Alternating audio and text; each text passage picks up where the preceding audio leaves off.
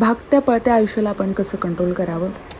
कारण काय होतं, बऱ्याचदा आपल्या लाईफमध्ये आपल्याला ह्या गोष्टी आवडतात, त्या गोष्टी आवडतात, बऱ्याच गोष्टी आवडतात आणि बऱ्याच गोष्टी करण्यासाठी आपण बराचसा वेळ घालतो.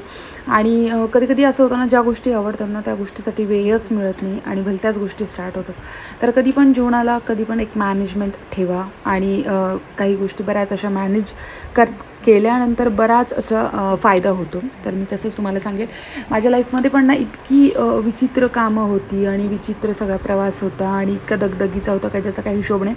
बट जसं मी हळूहळू माझं लाईफ जे आहे जे असं डिवाईड करत गेले, कामं किंवा मग रुटीन डिवाईड करत गेले, तर त्याचा मला असा प्रचंड त्याचा फायदा झाला आहे आणि लाईफमध्ये बऱ्याच गोष्टी इम्प्रूव्हमेंट पण झाल्या आहेत. आणि जर सगळ्यात इम्पॉर्टंट गोष्ट म्हणजे मी मेडिटेशन, योगा आणि ध्यानस्मरण करते.